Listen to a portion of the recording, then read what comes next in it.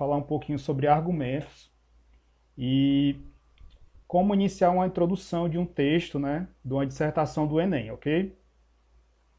Então, as orientações iniciais é que você desliga a sua câmera e o microfone para facilitar o andamento da aula, justamente para a transmissão não ficar mais lenta. E as perguntas devem ser feitas no final da aula, por ordem de solicitação no chat, certo? Então, depois que eu terminar a apresentação, eu libero para vocês fazerem as perguntas. Então, vamos lá. Bom, o sumário de hoje, a gente vai ver o conceito de argumento, depois, como fazer a introdução do seu texto, de uma redação, e depois os tipos de introdução, certo? Bom, então na introdução aqui, eu sempre coloco essa frase, que é do Otton Garcia, que aprender a escrever é aprender a pensar. Então, para eu pensar assim, começar a escrever, né, pensar em escrever um texto, eu primeiro tenho que organizar minhas ideias, né? Então eu tenho que organizar meu pensamento. Então o Otton Garcia fala sempre isso. Aprender a escrever é aprender a pensar. Então a gente tem que primeiro organizar, né, no caso as ideias, o pensamento. Então para a gente fazer isso, a gente vai precisar planejar o nosso texto. Então planejar é preciso. Então umas perguntinhas iniciais aqui. Eu vou escrever sobre o quê? Qual é o tema? Certo? Qual o objetivo da minha escrita? E o que eu sei que o meu leitor já sabe e, portanto, eu não preciso explicar. Então, tenho que pensar nessas perguntas motivadoras para começar a pensar o meu texto. Bom, e o texto dissertativo argumentativo, né? Para que a gente... por que a gente escreve um texto dissertativo? Então, assim, o porquê dissertar? Primeiramente, num texto, a gente vai querer expressar a nossa opinião. Então, o texto dissertativo é dissertar, né? Então, o texto dissertativo argumentativo é um texto opinativo. Então, a gente disserta para expressar uma opinião. E para que a gente disserta? Para convencer alguém. Então, nosso objetivo vai ser, nesse texto, expressar a nossa opinião para convencer alguém. E do que a gente vai precisar, né, para escrever esse texto argumentativo? De bons argumentos. Então, a gente tem aqui umas etapas, né? A gente tem primeiro o planejamento do texto. Nessa aula de hoje a gente vai ver também a definição do ponto de vista e dos argumentos, né? Que a gente precisa para fazer a nossa introdução ter esse ponto de vista definido, porque senão vai ficar aquele texto enviesado, né? Sem um ponto de vista. Então vamos lá.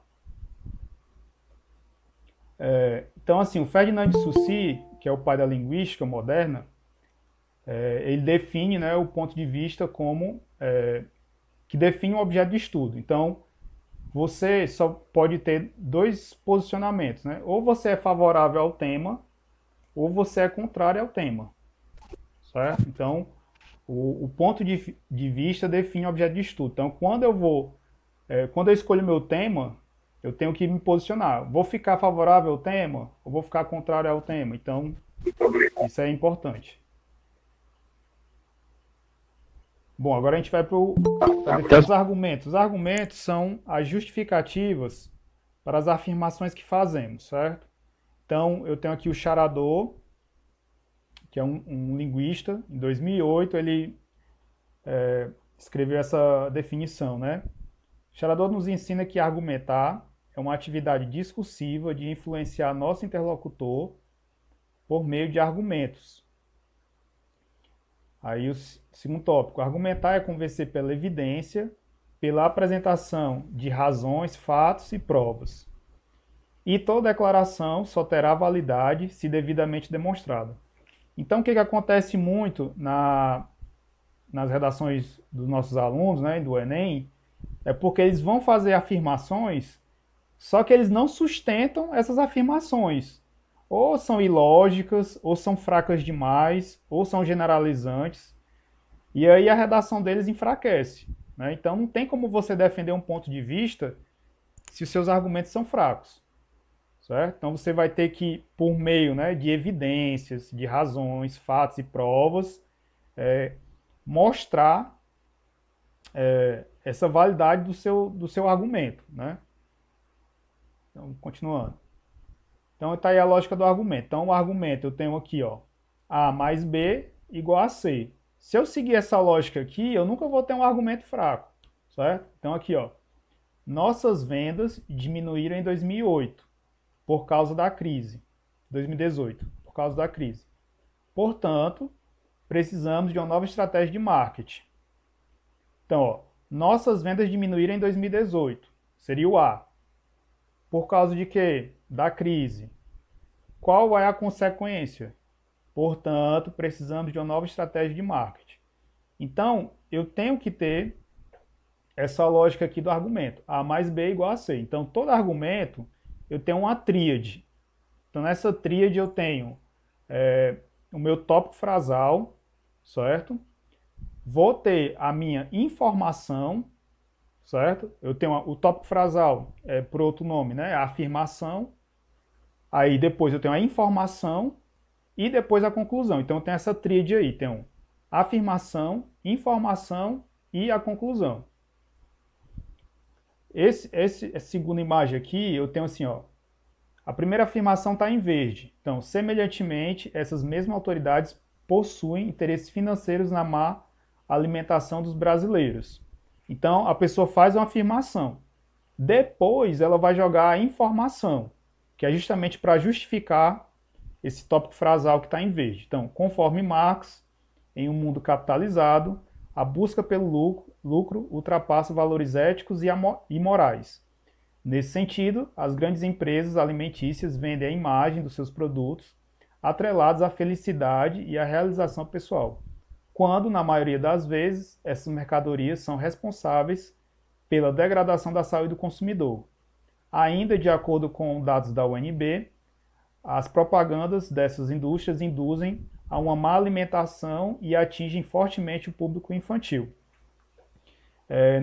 Nesse parágrafo, a gente encontra a afirmação, que é o tópico frasal, e encontra a informação, que é a que está em amarelo, certo? A conclusão nesse parágrafo, ela fica implícita, certo? Dá para a gente tirar o entendimento, né, a partir da leitura. Não precisou o autor escrever, mas fica implícita, que seria o C, né, dessa fórmula aí que a gente acabou de ver. E uma coisa interessante, eu chamo aqui na última linha desse parágrafo, ainda de acordo com dados da UNB. Provavelmente, esse texto aqui, que foi tirado de uma redação do Enem, estava pegando a informação do infográfico, certo? Então aqui, ó, em duas linhas, certo? O aluno aqui amarrou com o infográfico que veio na prova, certo? Então, é interessante vocês sempre terem assim, uma informação para poder fazer essa amarração do texto, né? No caso aí do parágrafo. Continuando. Bom, então assim, para eu montar a introdução, né, eu vou precisar de quê? Então, eu mostro aqui nesse slide que eu vou precisar, né, de três coisinhas básicas, né? Definir meu ponto de vista, os argumentos e definir o meu tópico frasal, né, que no caso é a afirmação que eu vou elaborar para montar a minha introdução, certo? Então vai ser a primeira linha da minha introdução. Então aqui, ó, só um exemplo. Tem aqui meu tema, o direito de votar, 2 pontos. Como fazer dessa conquista um meio para promover as transformações sociais de que o Brasil necessita. Então o aluno ele vai escolher, eu concordo ou discordo desse tema, certo? Então você escolhe aí uma posição, você não pode ficar no meio termo, tem que definir uma posição. Pronto, definiu a posição, tá aqui, ó, concordo, vou ter que criar meus argumentos. Então assim, depois do concordo, você poderia colocar um porquê, né? Por que eu concordo? Essas respostas seriam teus próprios argumentos, certo? Sempre lembrar que o argumento vai precisar de ter um verbo na estrutura dele. Então aqui vamos para o primeiro argumento. O direito de votar permite a escolha de melhores representantes.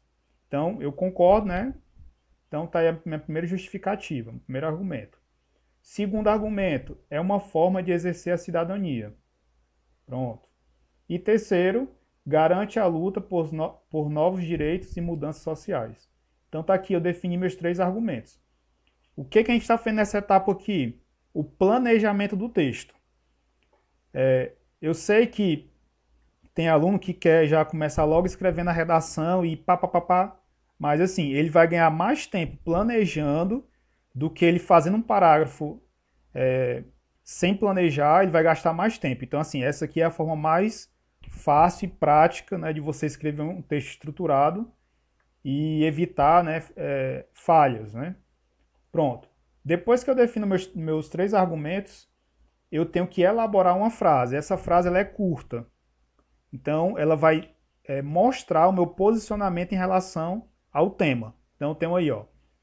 O voto é um direito indispensável para o futuro de um país. Então, assim, nessa frase, eu consigo perceber que o autor está a favor do tema. Então, eu consigo enxergar aqui meu ponto de vista. Então, ó, nessa frase eu tenho que ter o meu ponto de vista implícito e ela tem que ser curta, certo?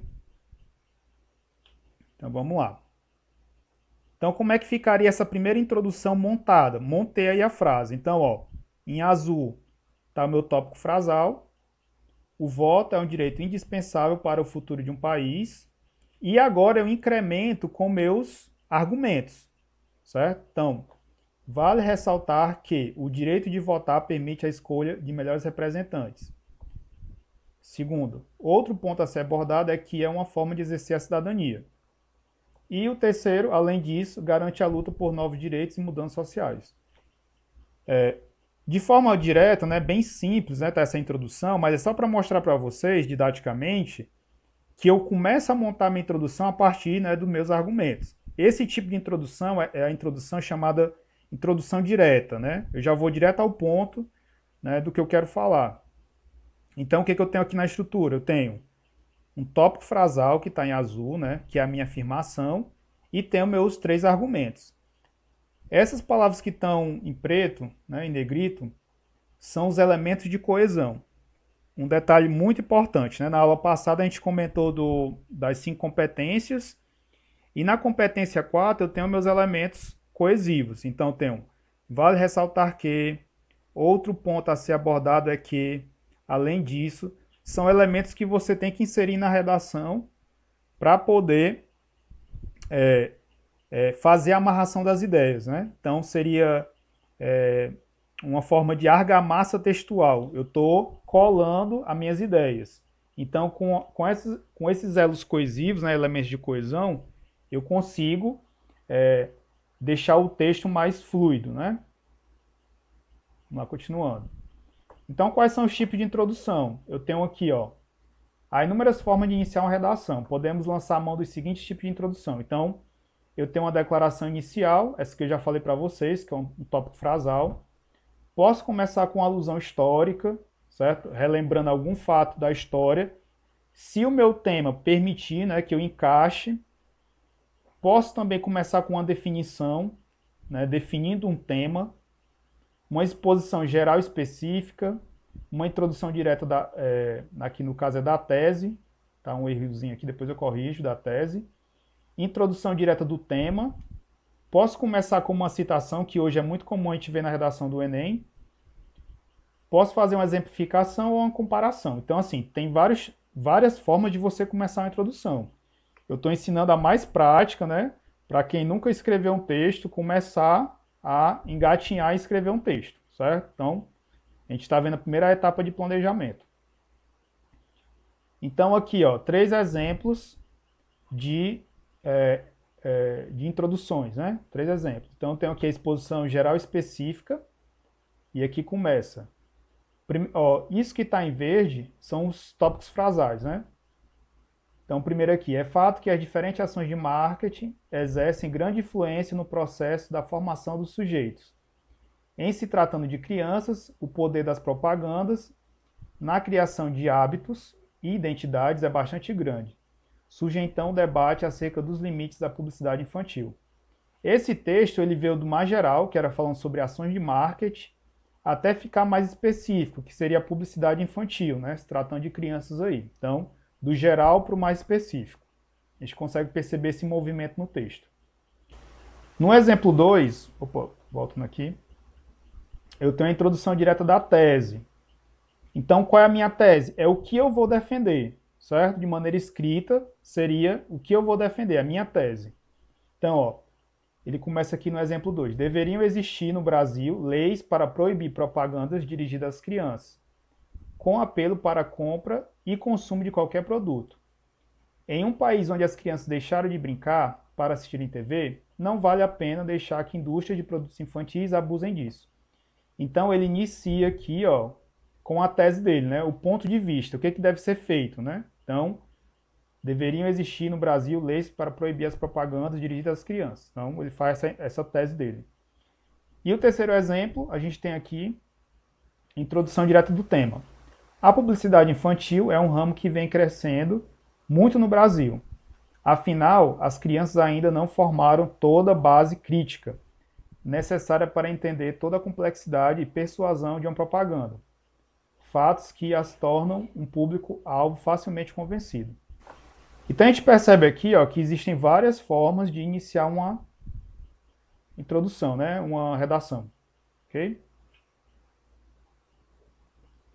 Então vamos aí para a tarefinha de casa, né? Eu vou deixar esse vídeo no YouTube, certo? Então vocês podem rever várias vezes essa aula de hoje. Então qual vai ser a tarefinha aqui, ó? Vocês vão produzir somente a introdução, certo? Só um parágrafo, 5 linhas, utilizando um dos temas, né? O biocombustível pode ajudar na preservação do planeta Terra, ou o segundo tema aqui, só a democracia defende e respeita os direitos do cidadão, certo? Você escolhe um dos dois temas e vai fazer uma introdução seguindo a aula de hoje, ok? Então você vai ter que elaborar um tópico frasal, definir os argumentos e colocar os elementos de coesão, ok?